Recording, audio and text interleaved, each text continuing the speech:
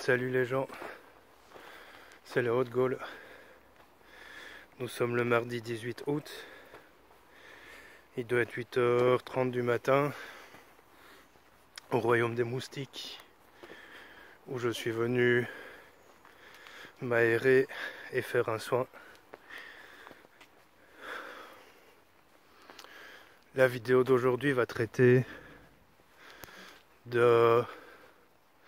d'une notion fondamentale en ésotérisme mais aussi en spiritualité. Je te regarde pas parce que je regarde mon chemin qui est un peu cabossé. Donc je vais traiter d'une notion fondamentale en spiritualité et ésotérisme, les entités, les parasites, les possessions, la magie noire, etc. Alors si je traite de ça, j'en ai parlé dans une vidéo précédente, c'est parce que je reçois souvent des mails de personnes me disant voilà, quelqu'un m'a scanné. Scanner, ça veut dire qu'on fait un bilan énergétique de la personne et a décelé 3 entités sur moi. Je reçois aussi souvent des mails de personnes me disant voilà, j'ai des merdes dans ma vie, je crois qu'il y a de la magie noire autour de moi. Alors j'ai déjà fait des lives à ce sujet, mais comme je le disais, les lives c'est un peu fourre-tout entre guillemets, et c'est parfois mieux de faire des petites capsules spécifiques. Donc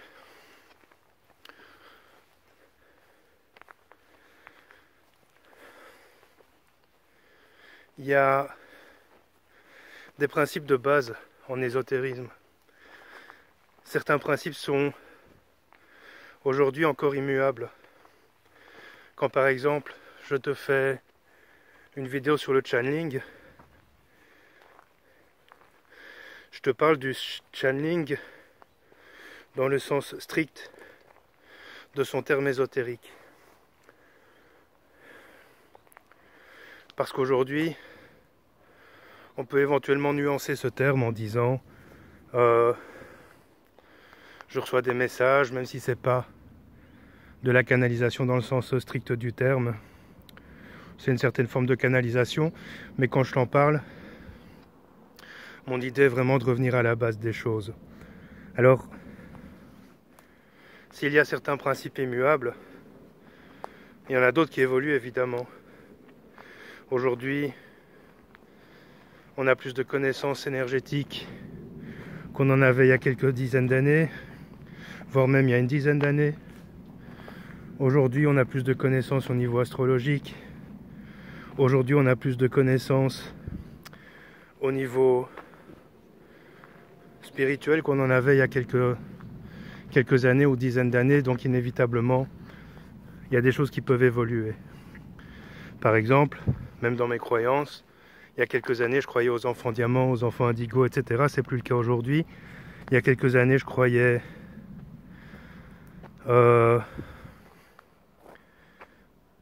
j'ai oublié ce que j'allais dire.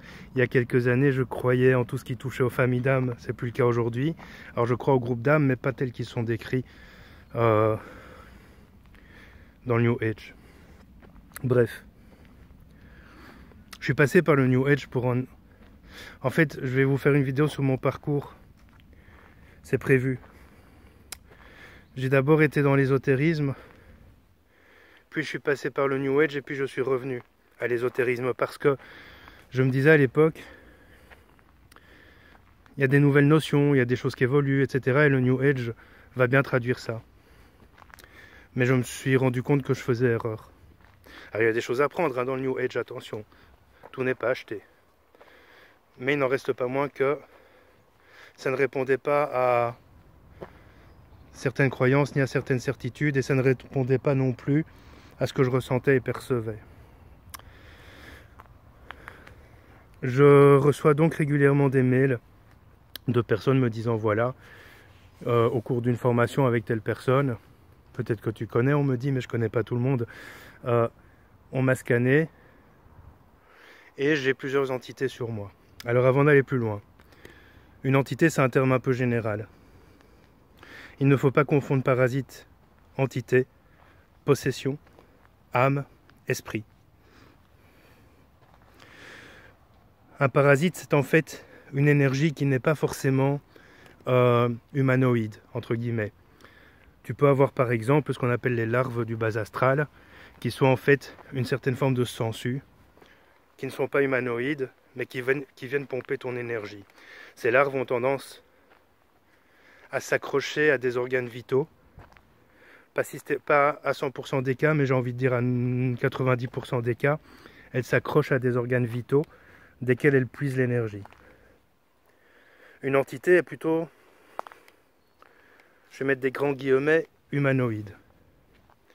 Une entité peut être une personne décédée qui est dans la peine, la douleur, qui capte qu'à travers toi, elle peut peut-être puiser de l'énergie ou encore passer des messages, communiquer, et va venir s'accrocher à toi en essayant d'attirer ton attention. Une entité peut aussi être une entité angélique. Une entité peut aussi être une entité démoniaque. Enfin, il y a plein de sortes d'entités. Je ne vais pas te faire le bilan. Tu feras tes recherches. Une possession, dans le sens strict du terme, c'est quand une entité, souvent relativement puissante ou relativement forte, il y a une différence entre la force et la puissance, va venir prendre possession d'un corps, d'une personne, et la conscience de cette personne sera remplacée par celle de l'entité. La magie noire, c'est quand une personne à laquelle on fait appel va mener des actions, des rituels, des sortilèges pour te nuire. C'est pas parce que tu as forcément de la magie noire que forcément tu as des entités sur toi, ni des parasites, mais en général, comme tu es affaibli énergétiquement, tu peux attirer des entités ou des parasites.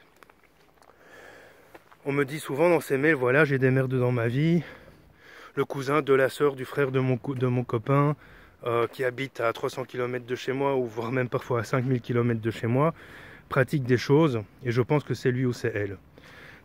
J'ai validé ça dans 5 à 10% des cas, pas plus. Souvent, on me demande des soins de nettoyage que je refuse parce que ce n'est pas justifié. Maintenant, il y a ce qu'on appelle l'auto-envoûtement. L'auto-envoûtement, ce sont des personnes qui sont toujours dans des états d'esprit négatifs et qui vont en fait attirer des parasites qui vont avoir un impact sur leur vie. Et on peut penser souvent, quand on le subit, que c'est de la magie noire. Or, ça vient souvent de nous. Donc, on me dit parfois aussi, voilà, j'ai été scanné, on m'a fait un bilan énergétique, j'ai une entité sur le corps astral, j'ai une entité sur le corps causal, j'ai une entité sur le corps spirituel, j'ai une entité sur le corps divin, etc.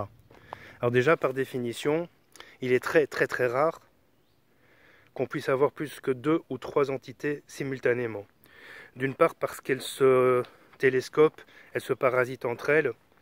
D'autre part parce que, en général, quand une entité prend la place, c'est un peu comme si tu remplis un verre d'eau et que tu essaies ensuite de mettre de la grenadine dedans. Ton verre est rempli, ça va déborder. C'est la même chose avec les entités. Quand l'entité prend toute ta place énergétique, ce qui va se passer, c'est qu'une autre entité aura des difficultés à s'accrocher. Alors évidemment, ça peut arriver. J'ai pas dit que ça n'arrive jamais, mais ça peut arriver, mais c'est assez rare. En général, les entités sont accrochées à un organe. Ça peut arriver aussi que ce soit plus qu'un organe, mais c'est assez rare. Donc ça peut s'accrocher au foie, au rein, au cœur, au poumon, des organes vitaux. Parce que ce sont les organes qui donnent le plus d'énergie. Les parasites, la plupart du temps, sont des choses qui gravitent autour de nous simplement parce qu'on vit dans un monde où il y a pas mal d'obstacles, de difficultés, que les gens ont plus de facilité à voir le mal que le bien. Et donc inévitablement, ça va attirer des parasites énergétiques. Comment peut-on savoir si on est parasité ou qu'on a une entité autour de nous? C'est pas parce que soudainement il y a des choses qui merdent dans ta vie que d'office tu es parasité ou que d'office tu as une entité. La vie c'est la vie et parfois il y a des merdes. Mais à partir du moment où tu commences à avoir des cavalcades d'emmerdes, de problèmes de santé, des choses qui se succèdent. Alors c'est pas 3 choses, 5 choses, c'est pendant des semaines, voire des mois, des choses qui se succèdent et qui sont très négatives dans ta vie. Tout ce qui te réussissait avant commence à te nuire, tout ce qui te réussissait avant ne fonctionne plus. On peut commencer à estimer qu'éventuellement il y a du parasitage ou de l'entité. Ce que je conseille souvent aux gens déjà, c'est de sortir, de s'aérer, de prendre du bon temps, de prendre du plaisir, quel que soit le plaisir, que ce soit de bien bouffer, de baiser ou de n'importe quoi. Je conseille souvent aussi aux gens pardon, de nourrir des pensées positives, parce que ça va remplacer l'ombre par la lumière et qu'inévitablement, ces entités négatives ne peuvent pas vivre dans la lumière. Comment peut-on savoir s'il y a de la magie noire? Alors moi personnellement je le vois direct dans l'énergie quand quelqu'un m'envoie une photo. Alors ce qui est intéressant c'est que, alors la manière dont moi je le vois, ce sont des flèches qui attaquent la personne. Alors souvent, quand je vois ces flèches, soit elles émanent de l'extérieur de l'énergie de la personne et donc atteignent l'intégrité de la personne, soit elles sortent de la personne et reviennent sur elle. Ça c'est de l'auto-envoûtement comme je viens de l'expliquer. Ce n'est pas parce que quelqu'un va te dire, voilà, je t'ai scanné, etc. Le problème est le suivant. Je vais annuler la phrase que je viens de dire et je vais le dire autrement. Le problème est le suivant. Si je t'envoie un mail en te disant, est-ce que je peux te scanner? Oui, ok. Eh bien voilà, je t'ai scanné, tu as 3 parasites, ou 3 entités, ou 3 machins. Ben, la personne, ça va se mettre dans son esprit.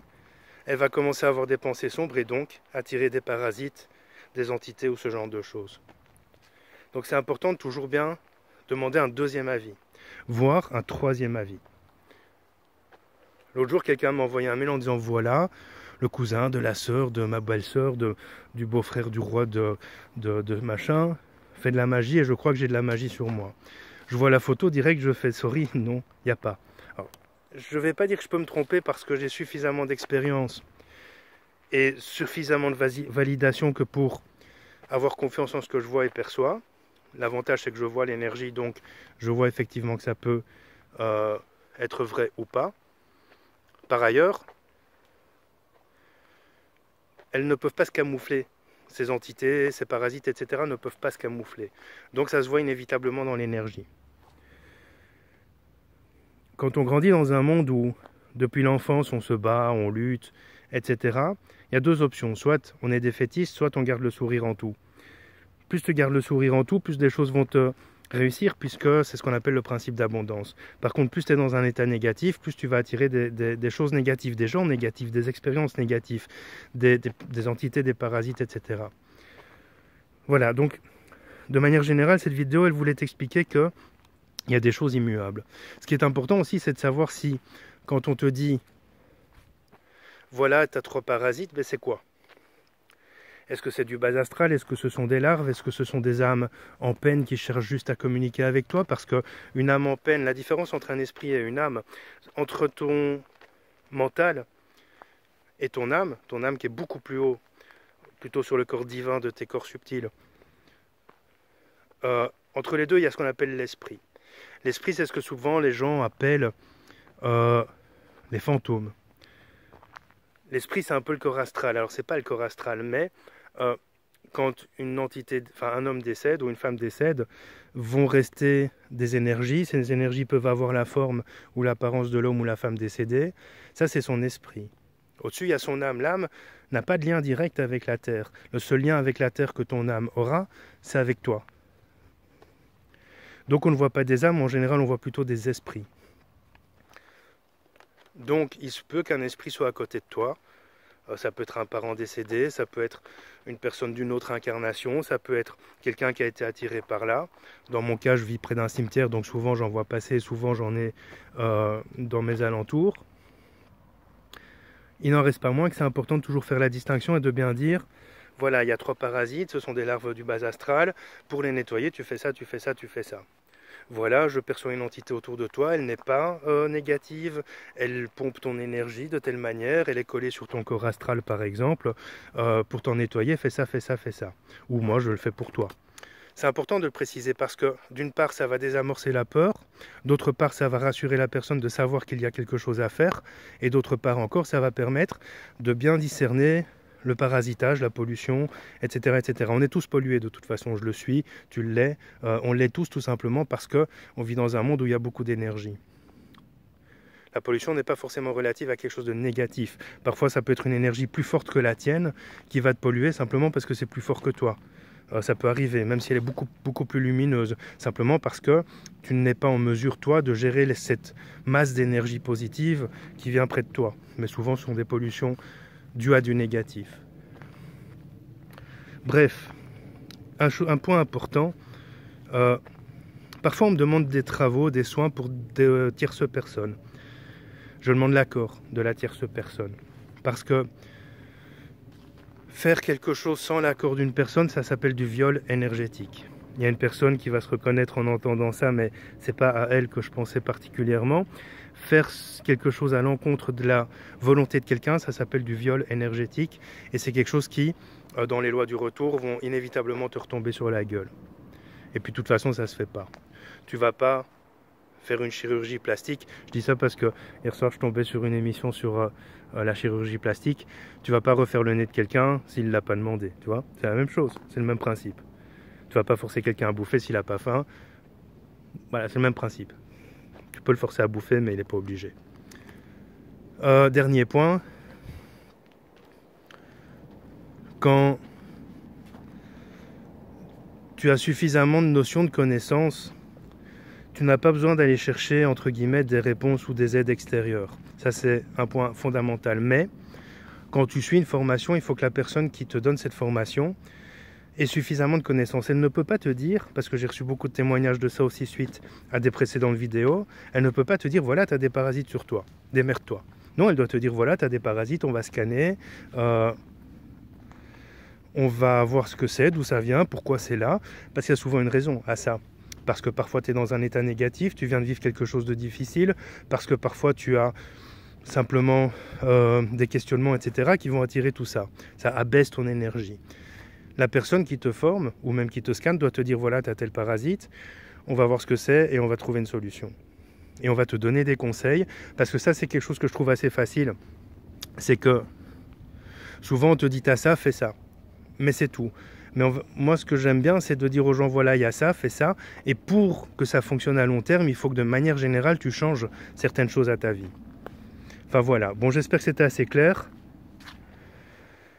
C'est une vidéo fondamentale à mes yeux, parce que je reçois de plus en plus de mails de ce genre, et que donc il faut vraiment recadrer les choses. N'oublie pas que tu as 7 corps énergétiques, c'est le dernier truc que je voulais dire, et après j'arrête. Tu as le corps physique, qui n'est pas un corps énergétique en soi, mais qui reste énergétique tout de même, parce qu'on est énergie. Tu as le corps mental, le corps causal, le corps astral, le corps éthérique, je ne le mets pas dans l'ordre, le corps atmique, le corps divin, le corps causal, je l'ai dit, je crois. Enfin bref, tu en as 7, qui sont reliés à des chakras. Par exemple, les notions sur les chakras sont des choses qui ont aussi évolué. Il faut bien que... En fait, c'est pas que ça a évolué, c'est que les connaissances nous étaient moins accessibles auparavant, pas parce qu'on ne savait pas, parce qu'on ne savait pas chercher, mais simplement parce qu'on n'était pas prêt forcément à comprendre ou à savoir qu'il y avait 21 chakras. Il y en a 21 des chakras. Et parfois, il n'y en a pas. Il y a des gens qui n'en ont pas. Donc tout ça pour dire que tu as 7 corps énergétiques. En fait, tu as 21 corps énergétiques. Tu as les corps inférieurs, les corps au niveau physique et les corps supérieurs. Et savoir ça est important parce qu'il y a des corps qui sont tellement puissants, tellement lumineux qu'il est impossible qu'il y ait des parasites ou des entités dessus. Donc quand on me dit oui, on m'a dit qu'il y a une entité sur le corps divin, c'est impossible. Impossible. Donc scannez bien sur quel parasite, sur quel corps se trouve ce parasite potentiel. Si c'est le corps mental, ben c'est que la personne a des pensées négatives et que donc cette personne doit changer ses états d'esprit. Si c'est le corps éthérique, c'est le plus fréquent, c'est simplement parce que dans la vie de la personne, elle est toujours occupée, elle fait tout... Enfin, je raccourcis ici, hein, attention, c'est pas un cours approfondi, je raccourcis, mais dans le corps éthérique, souvent, c'est parce que la personne est toujours occupée à courir, elle court derrière le temps, etc., et elle ne s'occupe pas d'elle, et donc, elle peut attirer des parasites qui viennent prendre l'énergie que cette personne ne se donne pas.